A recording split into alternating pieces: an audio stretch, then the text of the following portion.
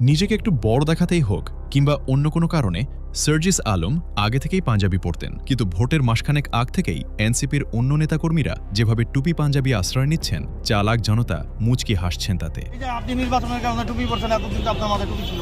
জামায়াতের দাড়ি টুপি এমনকি বেহেশতের বিনিময়ে ভোটের অফারের কাছে পিছিয়ে পড়ছে কিনা বিএনপি, এমন আতঙ্ক থেকে মির্জা ফখরুলরাও পড়া শুরু করেছেন টুপি পাঞ্জাবি। এবং এগুলোকে প্রতিষ্ঠা করার জন্য আমরা সারা জীবন কাজ করে এসেছি ভাই। যখন ধর্মকে ব্যবহার করে ভোট চাওয়া হয়, তখন প্রার্থীর যোগ্যতা, সততা ও দেশের প্রতি দায়বদ্ধতার চেয়ে আবেগই বড় হয়ে ওঠে। প্রার্থীরা দেশের উন্নয়ন, যেমন শিক্ষা, স্বাস্থ্য বা সুশাসনের মতো জরুরি বিষয়গুলো নিয়ে কথা না বলে ধর্মীয় অনুভূতিকে কাজে লাগিয়ে সহজে ভোট পেতে চান।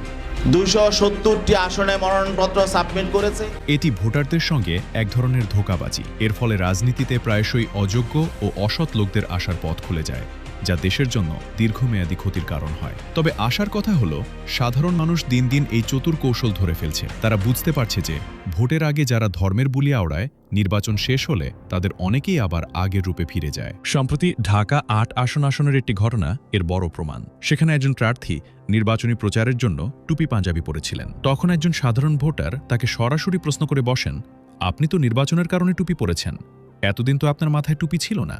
আপনি নির্বাচনের কারণে টুপি পরছেন, এতদিন তো আপনার মাথায় টুপি ছিল। এই একটি সাহসী প্রশ্নই দেখিয়ে দেয়, মানুষ এখন আর নেতাদের বাহ্যিক পোশাক বা লোক দেখানো আচরণে সহজে গলে যায় না। তারা প্রার্থীর অতীত ও কাজকর্ম সম্পর্কে খোঁজখবর রাখে। ভোটের জন্য ধার্মিক সাজার এই চেষ্টা এখন অনেকের কাছেই প্রতারণাপূর্ণ মনে হয়। শুধু পোশাক বা কথাবার্তাই নয়, কোনো কোনো নেতা আরও ভয়ঙ্কর খেলায় মেতে ওঠেন। তারা ভোটকে বেহেশত পাওয়ার মাধ্যম হিসেবে প্রচার করেন।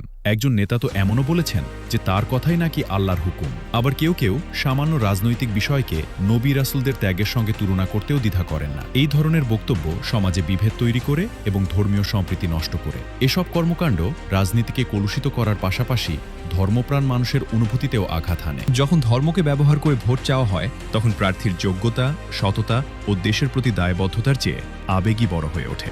প্রার্থীরা দেশের উন্নয়ন, যেমন শিক্ষা, স্বাস্থ্য বা সুশাসনের মতো জরুরি বিষয়গুলো নিয়ে কথা না বলে ধর্মীয় অনুভূতিকে কাজে লাগিয়ে সহজে ভোট পেতে চান। এটি ভোটারদের সঙ্গে এক ধরনের ধোঁকাবাজি। এর ফলে রাজনীতিতে প্রায়শই অযোগ্য ও অসৎ লোকদের আসার পথ খুলে যায়, যা দেশের জন্য দীর্ঘমেয়াদী ক্ষতির কারণ হয়। তবে আশার কথা হলো, সাধারণ মানুষ দিন দিন এই চতুর কৌশল ধরে ফেলছে। তারা বুঝতে পারছে যে ভোটের আগে যারা ধর্মের বুলি আওড়ায়, নির্বাচন শেষ হলে তাদের অনেকেই আবার আগের রূপে ফিরে যায়।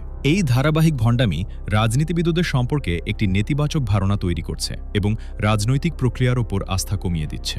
দেশের তরুণ প্রজন্ম এই বিষয়গুলো নিয়ে এখন অনেক বেশি সোচ্চার। আজকের ভোটাররা শুধু টুপি পাঞ্জাবি বা আকর্ষণীয় ধর্মীয় স্লোগান দেখে ভোট দিতে চায় না। তারা চায় সৎ, যোগ্য এবং কর্মঠ প্রতিনিধি। যে নেতা সারা বছর মানুষের পাশে থেকে এলাকার উন্নয়নে কাজ করবে, তাকেই তারা বেছে নিতে চায়। রাজনীতিবিদদের বোঝা উচিত, ধর্মের মতো পবিত্র বিষয়কে ভোটের খেলায় ব্যবহার করে দীর্ঘমেয়াদে সফল হওয়া যায় না, বরং সততা, স্বচ্ছতা ও জনগণের প্রকৃত সেবার মাধ্যমেই মানুষের মনে স্থায়ী জায়গা করে নেওয়া সম্ভব।